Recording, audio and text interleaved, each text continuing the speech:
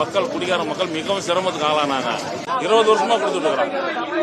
இப்போ இன்னைக்கு 5 நாளா வந்து சாப்பிடலாமா? எவ்வளவு பேர், நிறைய பேர் செத்து போயிட்டாங்க குடிக்க முடியாம. கூலி வேலை செய்வாங்க, மூட்டை தூக்குறவங்க, கூலி தொழிலாளர்கள் நிறைய பேர் இறந்துட்டாங்க. கை கால் எழுந்துட்டு இது பழையபடி திறந்து விட்டு மக்களை வாழ விடுங்க. குடிகார மக்கள் குடிகாரில் கொடுங்க. இன்னும் கூட 10 ரூபா கவர்மெண்ட் ஏத்திக்குவாங்க, இன்னும் 50 ரூபா கூட ஏத்திக்குவாங்க. 50 ரூபா கூட நீங்க ஏத்திக்குங்க அப்படின்னு அவர் சொல்றாரு. குடிகாரன் மக்களுங்க, எப்படி குடிகாரன் மக்களுங்க அவர் சொல்றாரு, நான் இல்ல. இது உங்க பசங்களுக்கு, உங்க பொண்டாட்டி இல்ல ஒரு பொம்பளை பொண்ணு இருந்தா எவ்வளவு பெரிய அசிங்கம், நான் தெரியாம கேக்குறேன். நீங்க திருந்த போறது இல்ல, ஏன்னா உங்க காசு உங்க இது. ஆனா உங்களுக்கு பேர் என்ன? குடிகாரன் மக்கள்கள். அவர் சொல்றாரு, நான் சொல்லல.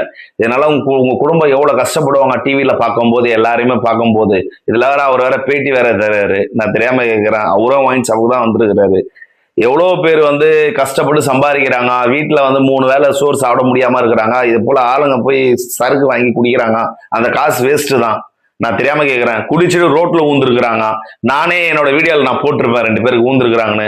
கொஞ்ச நாச்சு நீங்க திருந்துங்க, நீங்க திருந்தினாதான் மாற முடியும், இல்லைன்னா மாற முடியாது. அவர் சொல்றாரு 50 ரூபான்னு இருக்குது கூட தந்துட்டு குடிக்கிறதுக்கு ரெடி, ஆனா குடிக்க விடுங்க, அப்பதான் தூக்கம் வரும் மக்களுங்களுக்கு அப்படின்னு. நிறைய பேர் குடும்பத்துல சோறு இல்லாம இருக்கிறாங்களே, அதை பத்தி யோசிச்சிங்களா? தீபாவளிக்கு பொங்கலுக்கு போனஸ் போல 5000 ரூபாய் தந்து அரசாங்க மதுபானையில் 50 கோடி வசூல் அப்படின்னு சொல்றாங்க. அதுக்கு எது காசு தரீங்க? அன்னைக்கு பொதுமக்களுங்க புது ட்ரெஸ் போட முடியல, சாப்பிட முடியல. எவ்வளவு பேர் வீட்டுல அடுப்பு எரியாம இருக்குது. தயவு செஞ்சு மக்களே